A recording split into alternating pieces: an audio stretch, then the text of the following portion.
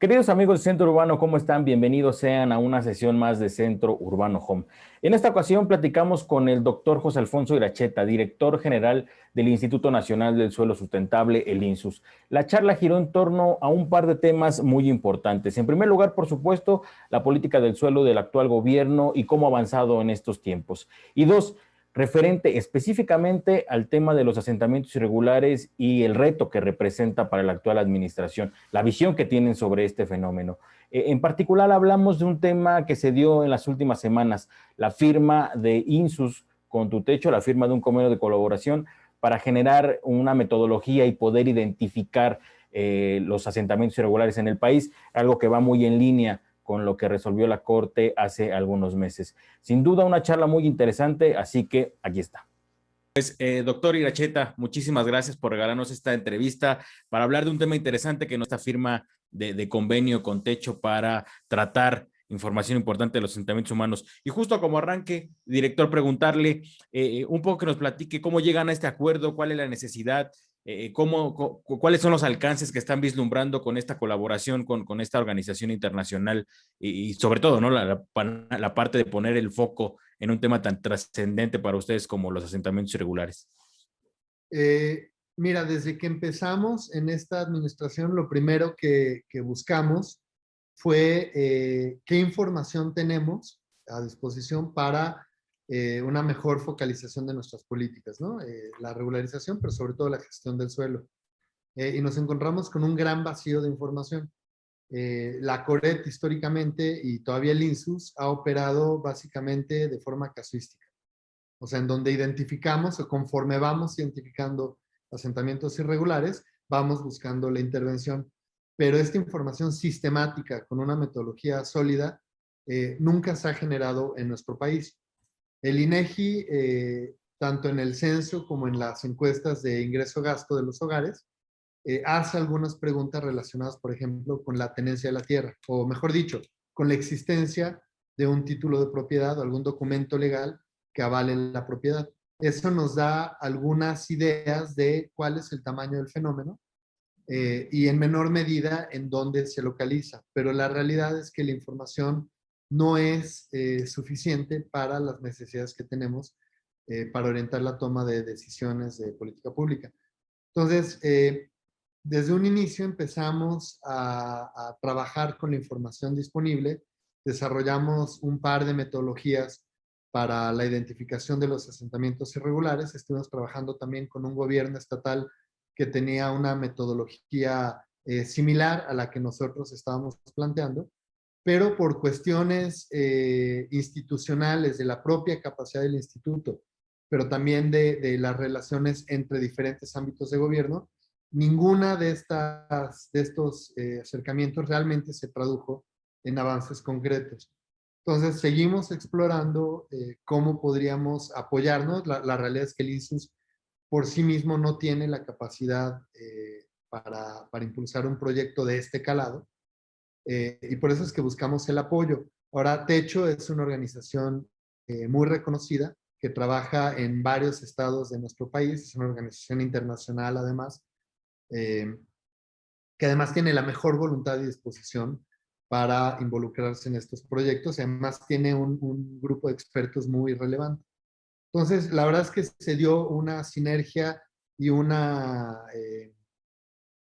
integración casi que orgánica. Realmente ha sido muy fácil y muy agradable conversar con ellos, porque también ellos traen en su agenda propia la generación de esta información, que incluso viene de una determinación de la Suprema Corte de Justicia. Entonces, digamos, las agendas empataron perfectamente y esto se traduce en la firma de ayer, que es el primer paso, ¿no? De aquí sigue el desarrollo de esta metodología. Director, ¿cuál será justo en esa lógica? ¿Cuál será los pasos a seguir? Por la información que nos comentaban, que nos proporcionaban ayer, justo entiendo que primero Techo va a hacer este levantamiento y a partir de ahí harán la metodología que llegue al INEGI, un poco cómo va a ser la dinámica, cuál es la meta, cuál es el plan trazado en ese sentido. Bueno, son rutas paralelas. En realidad la participación del INEGI es fundamental. Hemos tenido ya varios acercamientos con INEGI, sobre todo a través del Comité Especializado en Vivienda, donde hemos expresado esta necesidad de contar con mayor información sobre los asentamientos irregulares. Techo ha hecho lo propio desde hace tiempo. Ellos tienen una relación también ahí cercana con el INEGI. Y a partir de la determinación de la Suprema Corte, pues creo que ya es muy claro lo que tenemos que hacer. Entonces son rutas que van en paralelo, ¿no? Por un lado, Techo seguirá haciendo su trabajo, que es muy de campo, es muy en las comunidades. Junto con nosotros, además, seguiremos trabajando en el desarrollo de la metodología, que tiene un componente técnico de teledetección, de análisis socioespacial, de análisis del origen de la propiedad. Digamos, tiene muchos componentes que se complementan con el trabajo de campo y con la verificación en campo. Y esto además tendrá que traducirse en un instrumento de generación de información estadística, que es el que ya estamos trabajando con el INEGI, y que yo quiero pensar que a partir de esta mesa de trabajo vamos a tener una dinámica mucho más ágil para definir estas herramientas estadísticas que trabajaremos con el INEGI. Digamos que entonces, para entender un poco, director, serían esas dos lógicas, ¿no? Trabajar la metodología que ustedes tendrían, pero llegar al final de cuentas a ofrecer las herramientas al INEGI para que ellos desempeñen con la capacidad institucional que tienen, poder generar la información a partir de lo que ellos tienen como la capacidad, ¿no?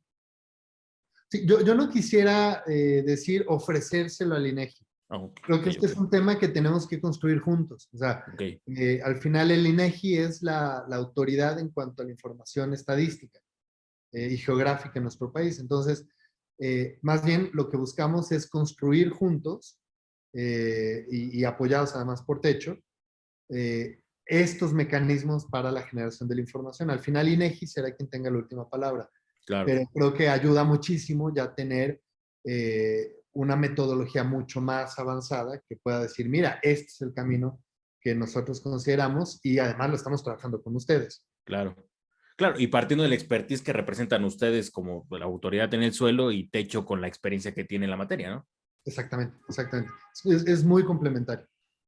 Director, preguntarle un poco que nos regale cuál es el panorama que ustedes tienen hasta el momento como autoridad desde que llegaron al gobierno de lo que representa la problemática de los asentamientos irregulares y sobre todo esto, ¿no? Partiendo que no hay una metodología clara, pero hasta el momento, ¿cuál es ese panorama que nos pudiera regalar de lo que representa el fenómeno en el país? Y sobre todo, si nos pudiera dar esta perspectiva, ¿qué tanto cree que pudiera darnos un golpe en la realidad de alguna manera cuando se tenga esta metodología y que el fenómeno sea mayor, que quizás sea menor, en fin, esa perspectiva, ¿qué tanto es lo que esperaría de los resultados de ya teniendo la metodología un futuro, la obtención de los datos más concretos?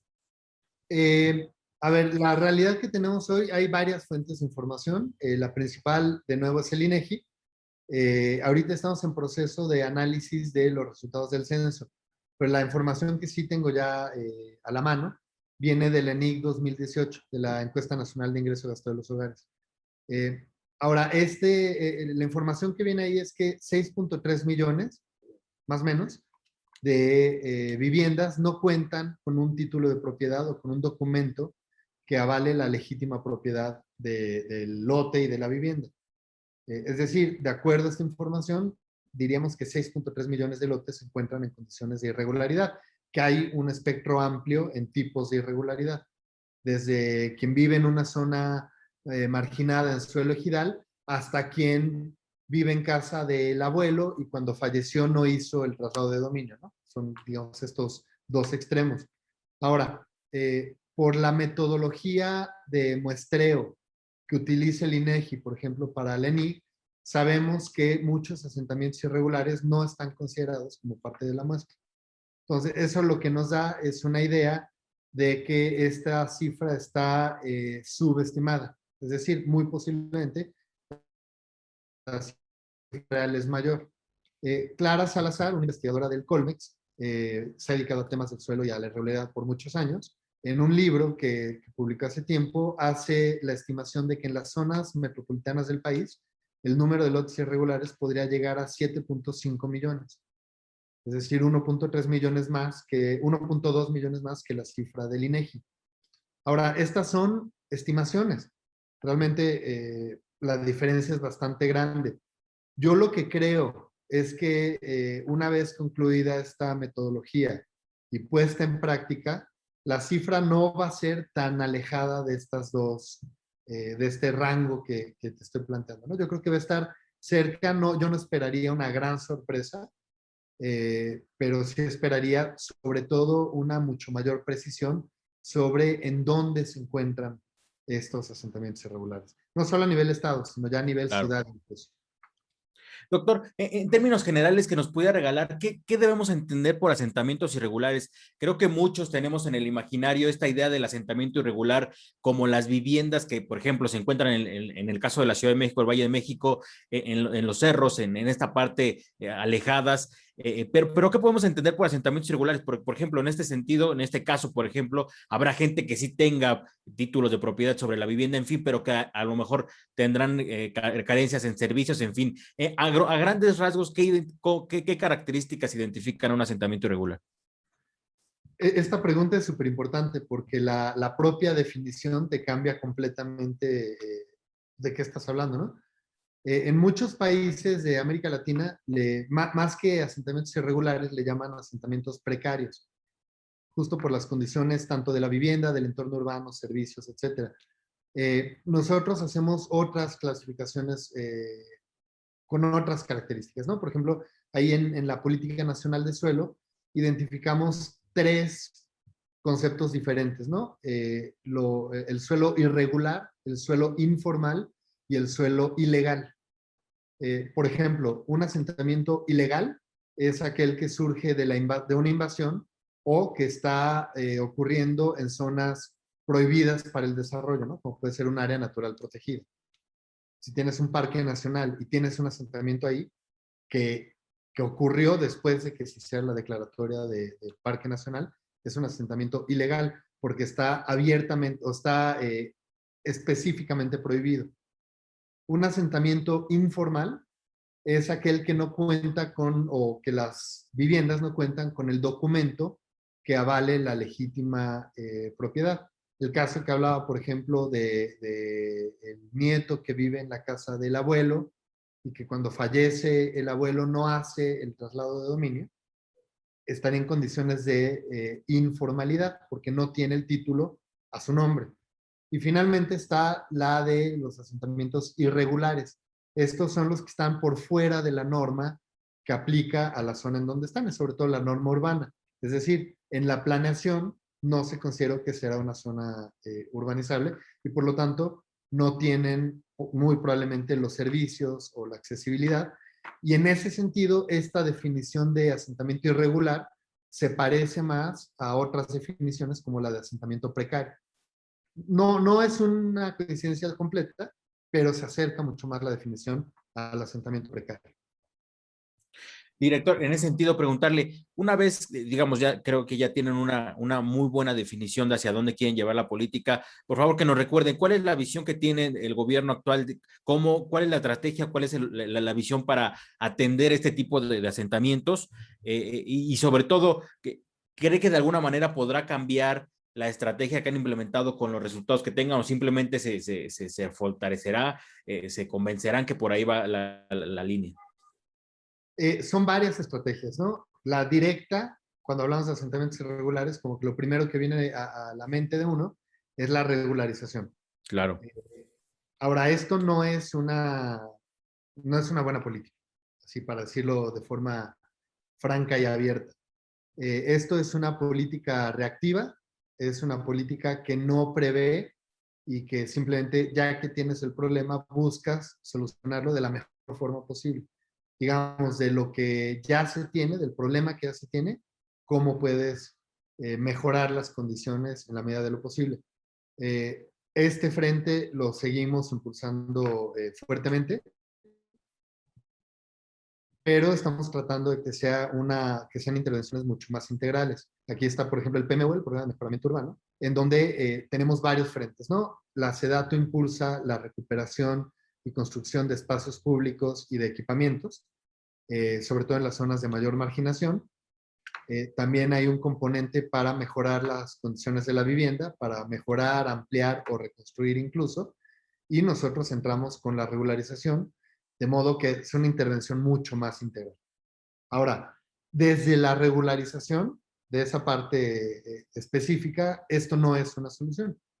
Entonces, en realidad, las estrategias más importantes que estamos impulsando tienen que ver con la gestión del suelo. La gestión del suelo atiende varios fenómenos que son las causas de la irregularidad. Ahí sí.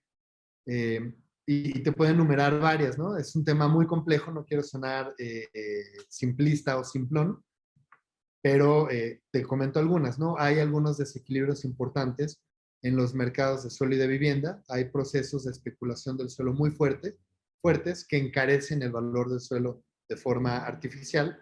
También tenemos problemas en la propia planeación urbana, los instrumentos de planeación del territorio, que al generar usos y densidades muy rígidos, de nueva cuenta están encareciendo de forma artificial el suelo, porque no, en muchos casos no se aprovecha el potencial de desarrollo que tiene una ciudad, por ejemplo.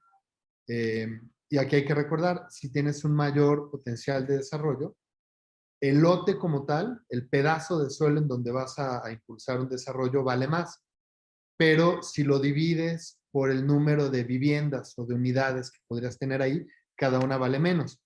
No es lo mismo tener en un corredor vial, por ejemplo, o un corredor de alta densidad, un lote con una casa que te vale 100 a 20 lotes en ese, perdón, 20 casas en ese mismo lote, que a lo mejor al tener 20 casas vale 200, pero cada una de esas casas vale 10, ¿no? O sea, bajó muchísimo el precio de la unidad.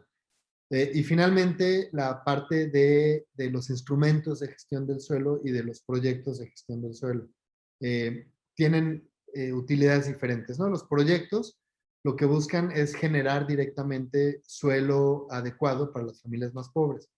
Esto quiere decir que dentro del proyecto se genera una oferta de suelo que sea accesible para las familias que de otro modo se irían a un asentamiento irregular, pero dentro de un contexto urbano mucho más integral. No son proyectos únicamente para un estrato socioeconómico, la idea es que sea para varios estratos, para buscar esta integración social, pero que también haya otro tipo de usos, ¿no? Que haya actividad económica, que haya espacio público, y estos usos que tienen una mayor rentabilidad son los que permiten financiar los usos que no tienen esta rentabilidad, como es el suelo, por ejemplo, para la vivienda social. Eh, y ya para cerrar esta respuesta, las baterías las estamos poniendo en este otro lado que comenté al final, que son los instrumentos de gestión del suelo y los proyectos. Vamos a continuar con la regularización, o sea, Claro. definitivamente. Pero el énfasis está en atacar las causas de la irregularidad, que son estos otros componentes. Y es como plantar las bases de visión a futuro, ¿no? O sea, de erradicar para que se deje de hacer esta clase de prácticas con estos Claro, instrumentos en específico. claro, claro. Y esto también es importante tenerlo claro. Esto es un proceso de largo plazo. Claro, Pensar que una administración o un grupo de instituciones del gobierno federal lo puede lograr, pues es ser muy ilusos, ¿no? Esto es un proceso de largo plazo que tiene que ir permeando a todos los ámbitos de gobierno, sobre todo a los gobiernos municipales, y que yo no veo antes de 10 años un cambio radical del destino de las ciudades, pero sí veo que vamos a ir dando pasos paulatinos y que en 10 años vamos a decir, ¿cómo es posible que hace 10 años claro, estuviéramos haciendo lo que estamos haciendo hoy, ¿no? claro. Director, en esa lógica, preguntarle, en cuestión a los asentamientos irregulares, ¿tendrían como parte de esta estrategia pensada quizá la reubicación de familias en los casos donde sí de plano no vean posibilidad con estas estrategias que bien mencionaba de ese dato del mejoramiento urbano, de la gestión para tratar de mejorar los entornos, que no se pueda dar una recuperación importante, la reubicación de las familias que se encuentran en esos asentamientos? Sí, definitivamente. Pero quiero ser muy enfático en esta parte.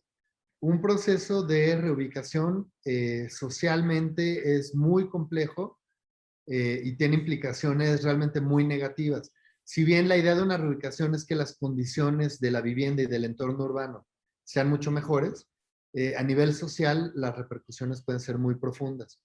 Entonces, la idea de la reubicación la dejamos para los casos en donde realmente no hay de otra.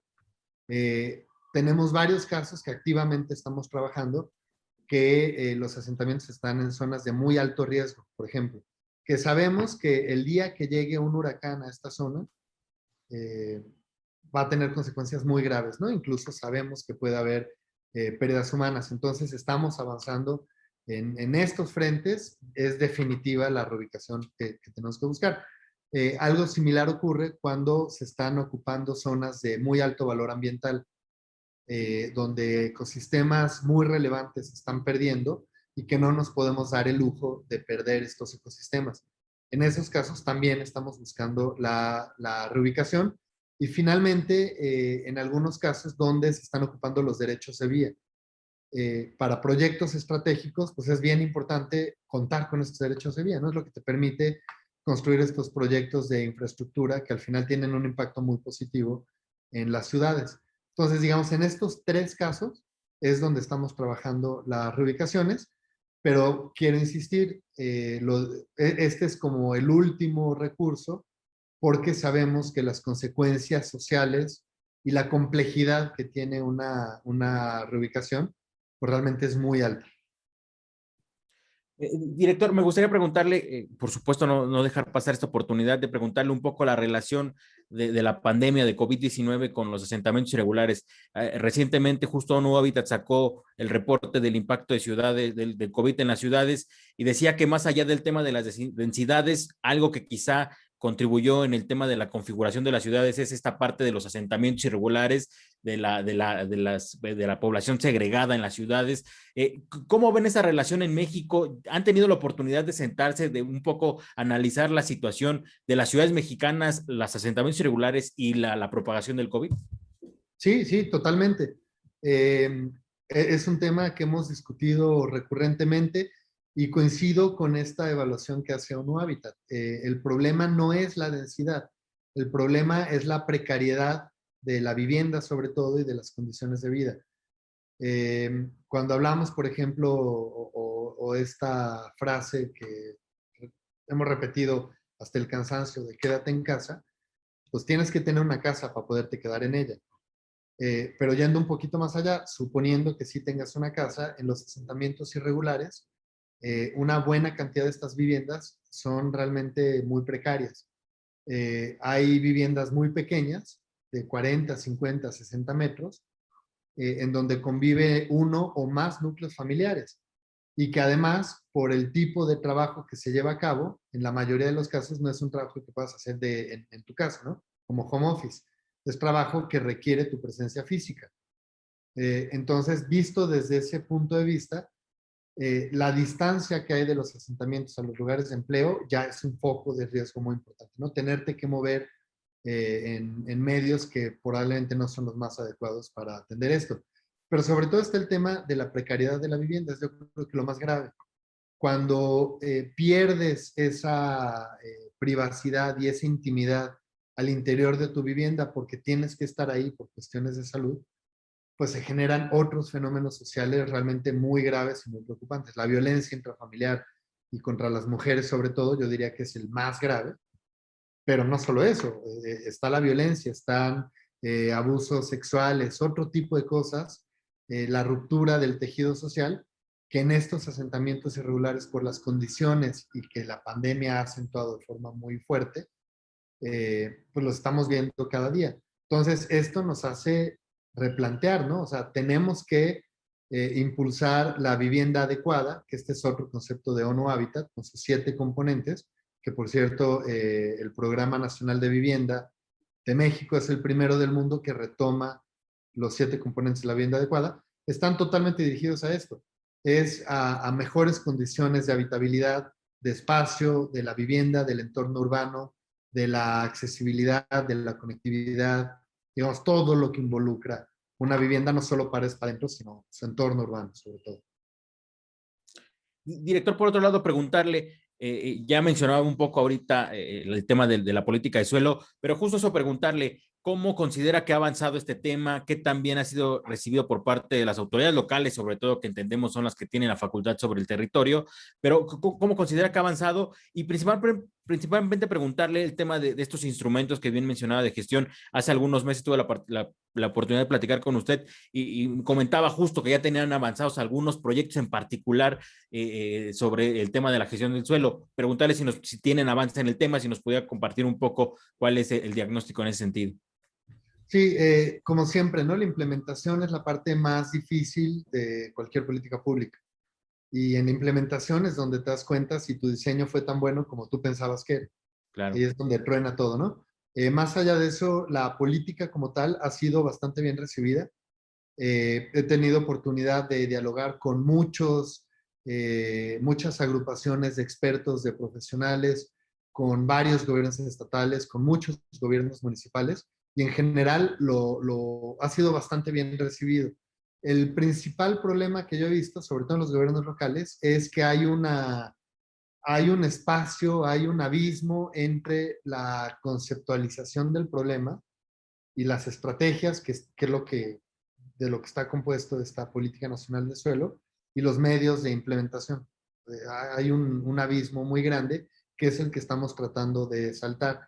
En algunas ciudades han logrado, ya están empezando a discutir estos mecanismos, en otras no tanto. Y por eso es que consideramos súper importante, de la mayor relevancia, impulsar algunos de estos proyectos que mencionabas, porque van a servir como un ejemplo, como un modelo que es tangible, ¿no? Que como gobierno local puedes decir, este es el camino que podría seguir. Voy a hacer los ajustes que me correspondan hacer, pero el modelo general ya lo tengo visto, ¿no? Ya lo puedo entender una vez que pasa de la teoría a la práctica. Eh, Ahora hay otra realidad. Como comentamos ya hace algún tiempo, los proyectos están ya muy cerca de la realización, pero faltan algunos pequeños engranajes institucionales que no hemos logrado sortear todavía. Y es un tema que nos habla de la complejidad de la administración pública, de las propias instituciones de la administración pública y de los mecanismos de control y presupuestales y programáticos. Digamos, en la parte técnica, conceptual, incluso de gestión, varios ya están resueltos, pero faltan estos pedacitos últimos que son los que van a permitir ya el arranque definitivo, ¿no? Yo confío en que en estos meses que vienen quedarán resueltos y podremos ya presentar algo mucho más concreto, pero sí dejar en claro, no es que no lo estemos haciendo, es que la complejidad de la administración pública Sí, claro. Sí, muchas veces no se toma en cuenta, ¿no? sí, sobre todo por el reto que representa justo esto, ¿no? Que no teníamos el andamiaje institucional y ahora hay que enfrentarse a eso, a crear estos engranes que faltan, como bien dice, para aterrizarlo, que al final de cuentas ustedes lo han dicho muy bien. En los municipios es donde más se carece de esta visión de desarrollo urbano y sobre todo de la profesionalización en el tema, ¿no? Al final de cuentas. Sí, y aquí quiero tomar una frase que dice mi mamá toda la vida, y es despacio que tenemos prisa. Claro, Y es una claro. realidad. Yo creo que la principal crítica que hemos recibido es esa, es de, oigan, ya llevan 3 años. Este, ¿Qué onda, no? ¿Cuándo vamos a ver los resultados? Y muchas veces es difícil ver la realidad institucional que enfrentamos. Y por eso, pues de modo, ¿no? Nos toca aceptar las críticas porque además son totalmente legítimas y ser lo más ágiles que podemos, pero tampoco queremos ser tan ágiles que nos tropecemos. Claro. Entonces, los pasos que estamos dando son pasos firmes. Estamos buscando sobre todo sentar una base, un fundamento institucional sólido que permita que estos proyectos lleguen a un buen destino y sobre todo que cuando acabe esta administración, que puedan seguir, o sea, que no sea, pues Claro. ahí fue una llamarada de una administración y la siguiente llega y tira todo, digo, quién soy Sí, yo para decirlo, ¿no? claro, Pero claro. tendría que, digamos, ese es el objetivo. Claro. Doctor, preguntarle, hace algunos, en algún foro que organizó Canadevi hace algunos meses, escuchaba a usted y al subsecretario Fajardo decir que justo parte de lo que buscaban es ir en contra, bueno, atacar la parte de los especuladores del suelo, ¿no? Y preguntarle justo en esa lógica, más o menos a grandes rasgos, entendiendo que cada instrumento de gestión tiene sus particularidades dependiendo de la ciudad, pero a grandes rasgos, ¿qué podríamos esperar de esos instrumentos? Y se lo menciono por casos que me vienen a la mente muy específicos, como el caso de Colombia, en donde se pone este impuesto predial gradual en caso de que tengan suelo servido, pero que no lo ocupen. En fin, esta clase de componentes que se buscan dar. Eso en términos generales, ¿qué podríamos esperar de estos instrumentos de gestión? Bueno, antes que nada, yo no quiero hacer un juicio de valor sobre la especulación del suelo. Normalmente uno habla de la especulación y el demonio, ¿no? La realidad es mucho más compleja que eso. O sea, la especulación del suelo al final está dentro de las propias reglas, ¿no? O sea, Claro, no es una violación a la ley ni mucho menos. Sin embargo, algo que sí es cierto es que esta especulación tiene efectos muy negativos sobre la ciudad, sobre el desarrollo urbano y sobre la comunidad en general. O sea, la especulación favorece a actores muy específicos en perjuicio de otro, de una mayoría mucho más amplia. Ahora, insisto, no hago un juicio de valor al respecto, solo reconozco los efectos negativos que sí tiene sobre la ocupación del territorio. Dicho lo anterior, la idea de estos instrumentos de gestión del suelo es justamente internalizar los costos que tiene esta, llamémosla especulación. El caso colombiano que comentas, que se ha discutido muchísimo en México, por cierto. claro. No es un tema ajeno a México. Es creo que el mejor ejemplo. Eh, la principal carencia que tenemos en nuestro país, desde el punto de vista de estos instrumentos a nivel local, es que tenemos un predial muy débil. Tendríamos que estar avanzando hacia un predial que refleje la realidad del mercado de suelo y de vivienda de cada una de las ciudades.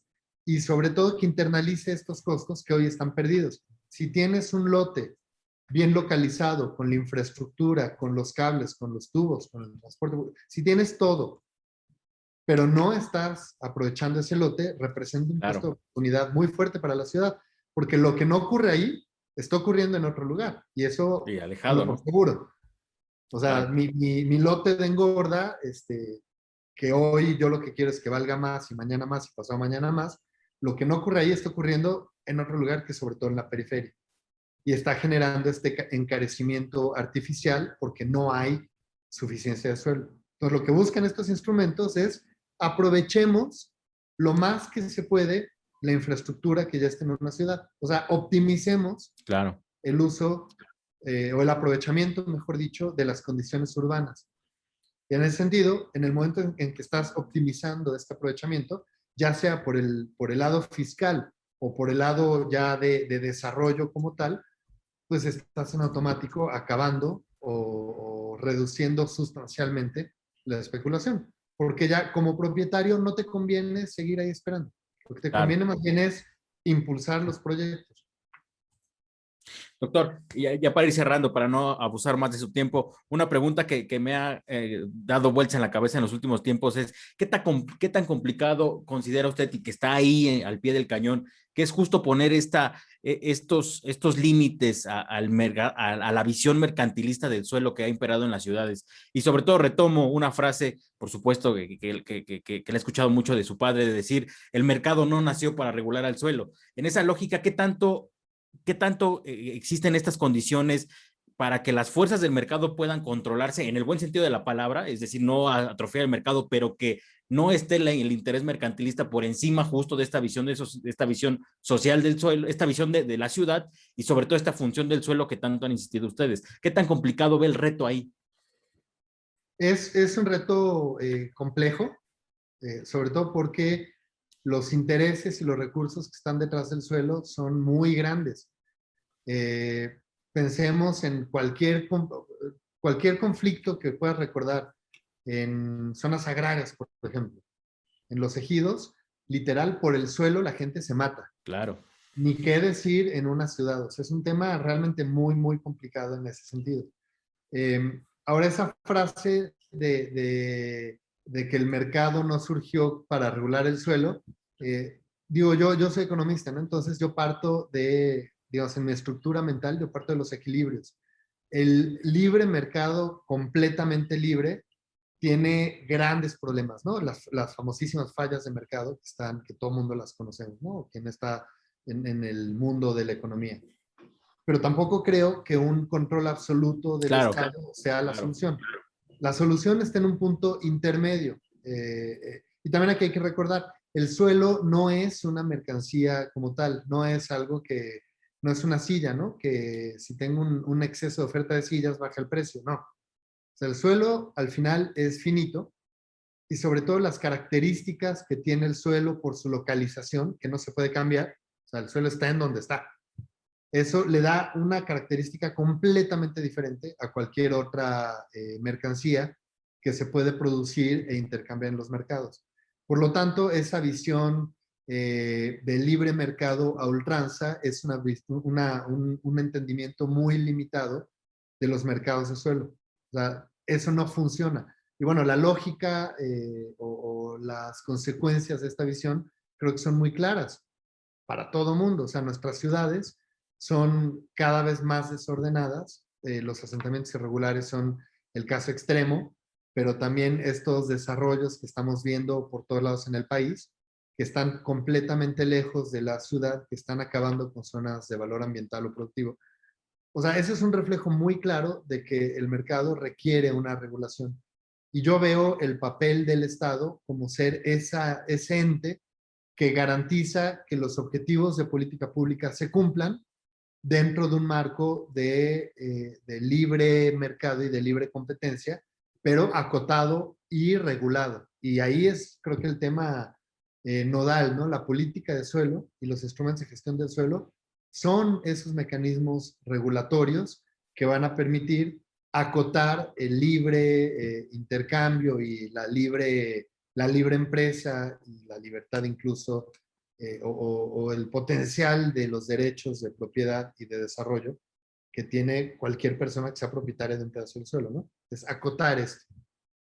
Claro, sobre todo eso, ¿no? Porque justo bien lo decía, al fin de cuentas muchas familias en el afán de invertir tendrán ahí la visión como de una propiedad o del terreno como tal, como plusvalía, como ganar inversión, pero al final de cuentas hay un interés superior de una ciudad o de consolidar un desarrollo urbano óptimo que habrá que tomar en cuenta y que sin duda es algo muy interesante. Director, muchísimas gracias por el tiempo, sin duda comprometerlo y ojalá nos pueda regalar más minutos, más tiempo después para seguir hablando de estos temas tan interesantes y sobre todo de cómo marcha la política de suelo y todos estos retos importantes que están asumiendo desde el INSUS y por supuesto desde DATO. Gracias, Edgar. Si me permites un último comentario, Por favor. una reacción al último que dijiste. Yo no considero que sea negativo eso de la inversión. Claro. Al contrario, o sea, es algo, una dinámica y una lógica perfectamente normal en un sistema democrático como el que tenemos. Más bien lo que hay que poner en el debate es qué tipo de inversión. Claro. Si es una inversión que está generando un impacto negativo para la mayoría o que está generando una pérdida de las zonas de valor ambiental, de los ecosistemas, o que pone en riesgo otras cosas, ya ese tipo de inversión no es, digamos, pierde esa calidad de inversión como debería ser. Eso no quiere decir que sea malo invertir Sí. en la propiedad o en una vivienda, en un terreno. No, para nada. O sea, cada quien toma sus decisiones. Y quería decirlo porque creo que sí es un tema álgido, sobre todo Claro. discutiendo con la industria, ¿no? Claro, exacto, ¿no? Sobre todo, creo que lo importante es ponderar esta visión ganar, ¿no? Al final de cuentas, bien lo dice, la inversión que represente ganancia para todos y no nada más para alguien en específico. Exactamente, exactamente. Pues, director, muchísimas gracias por el tiempo y sin duda ahí les vamos a seguir dando lata. No, al contrario. Un gusto, Edgar. Saludos. Un gusto. Gracias, que esté muy bien.